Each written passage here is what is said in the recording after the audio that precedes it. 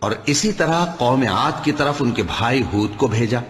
انہوں نے کہا کہ بھائیو، اللہ ہی کی عبادت کرو، اس کے سوا تمہارا کوئی معبود نہیں، کیا تم ڈرتے نہیں؟ تو ان کی قوم کے سردار جو کافر تھے کہنے لگے کہ تم ہمیں احمق نظر آتے ہو اور ہم تمہیں جھوٹا خیال کرتے ہیں۔ فرمایا، اے میری قوم، مجھ میں حماقت کی کوئی بات نہیں ہے، بلکہ میں رب العالمین کا پیغمبر ہوں۔ میں تمہیں اللہ کے پیغام پہنچاتا ہوں اور تمہارا امانت دار خیر خواہ ہوں۔ اور کیا تم کو اس بات سے تعجب ہوا ہے کہ تم میں سے ایک شخص کے ذریعے تمہارے پروردگار کی طرف سے تمہارے پاس نصیحت آئی تاکہ وہ تمہیں ڈرائے؟ اور یاد تو کرو جب اس نے تم کو قوم نوح کے بعد جانشی بنایا اور تم کو پھیلاؤ زیادہ دیا۔ پس اللہ کی نعمتوں کو یاد کرو تاکہ کامیاب ہو جاؤ۔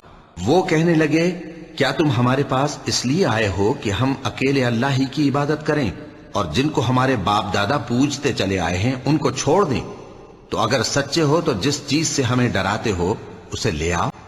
ہود نے کہا کہ تمہارے پروردگار کی طرف سے تم پر عذاب اور غضب کا نازل ہونا مقرر ہو چکا ہے۔ کیا تم مجھ سے چند ناموں کے بارے میں جھگڑتے ہو جو تم نے اور تمہارے باپ دادا نے اپنی طرف سے رکھ لیے ہیں، جن کی اللہ نے کوئی سند نازل نہیں کی؟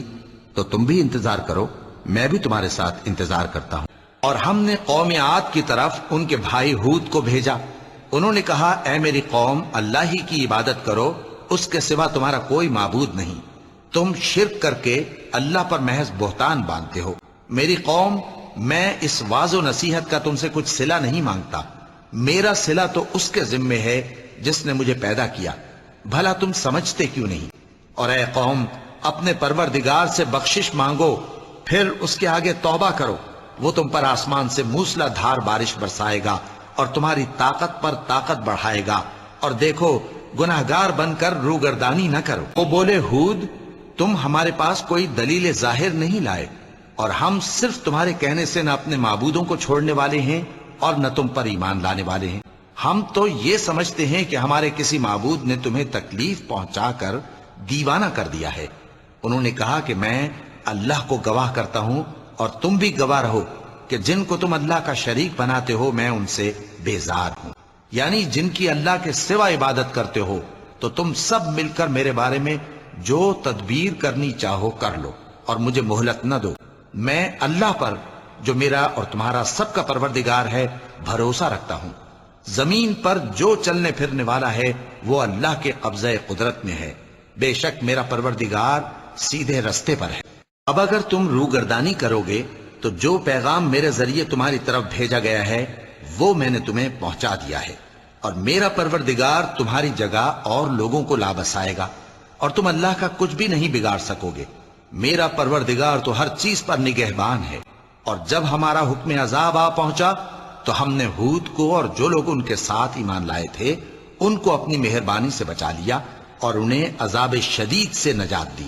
یہ وہی قوم عاد ہے جس نے اللہ کی نشانیوں سے انکار کیا اور اس کے پیغمبروں کی نافرمانی کی اور ہر سرکش و متکبر کا کہا مانا، اور اس دنیا میں بھی لعنت ان کے پیچھے لگی رہی اور قیامت کے دن بھی لگی رہے گی۔ دیکھو، قوم عاد نے اپنے پروردگار سے کفر کیا، اور سن رکھو، قوم عاد پر پھٹکار ہے جو ہود کی قوم تھی۔ قوم عاد نے بھی پیغمبروں کو جھٹلایا۔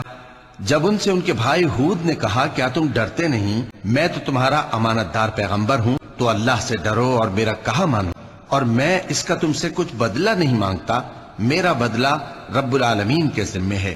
بھلا تم ہر اونچی جگہ پر فضول نشان تعمیر کرتے ہو اور محل بناتے ہو کہ شاید تم ہمیشہ رہو گے، اور جب کسی کو پکڑتے ہو تو جابرانہ پکڑتے ہو۔ تو اللہ سے ڈرو اور میری اطاعت کرو، اور اس سے ڈرو جس نے تم کو ان چیزوں سے مدد دی جن کو تم جانتے ہو۔ اس نے تمہیں مویشیوں اور بیٹوں سے مدد دی اور باغوں اور چشموں سے۔ مجھ کو تمہارے بارے میں بڑے سخت دن کے عذاب کا خوف ہے۔ وہ کہنے لگے کہ تم ہمیں خواہ نصیحت کرو یا نہ کرو، ہمارے لیے یکساں ہے، یہ تو اگلوں ہی کی عادت ہے اور ہم پر کوئی عذاب نہیں آئے گا۔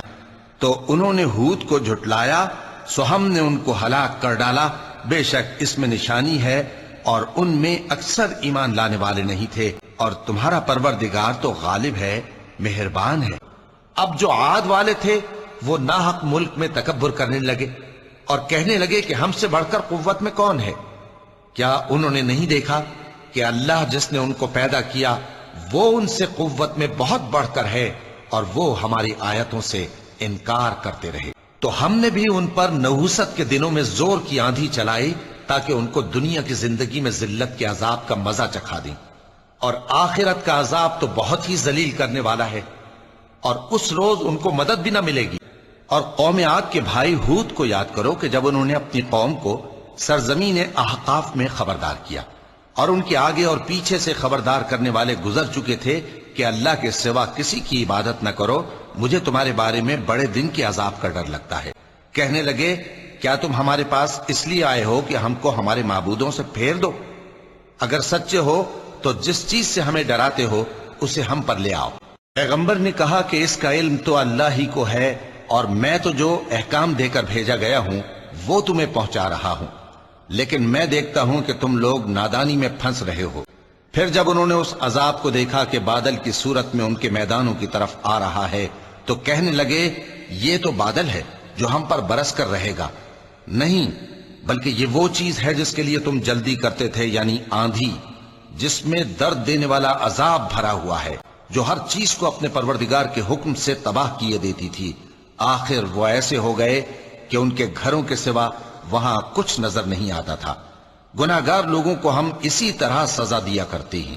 اور عاد کی قوم کے حال میں بھی نشانی ہے، جب ہم نے ان پر نامبارک ہوا چلائی، وہ جس چیز پر چلتی اس کو ریزہ ریزہ کیے بغیر نہ چھوڑتی۔ قوم عاد نے بھی تکذیب کی تھی، سو دیکھ لو کہ میرا عذاب اور ڈرانا کیسا ہوا۔ ہم نے ان پر ایک رہتی نحوست کے دن میں زبردست آندھی چھوڑ دی، وہ لوگوں کو اس طرح اکھیڑے ڈالتی تھی گویا اکھڑی ہوئی کھجوروں کے تنے ہیں۔ سو دیکھ لو کہ میرا عذاب اور ڈرانا کیسا ہوا۔ رہے عاد تو ان کو نہایت زوردار آندھی سے تباہ کر دیا گیا۔ اللہ نے اس کو 7 رات اور 8 دن ان پر چلائے رکھا، تو اے مخاطب تو ان لوگوں کو اس میں اس طرح گرے ہوئے دیکھتا جیسے کھجوروں کے کھوکھلے تنے، پھر کیا تو ان میں سے کسی کو بھی باقی دیکھتا ہے؟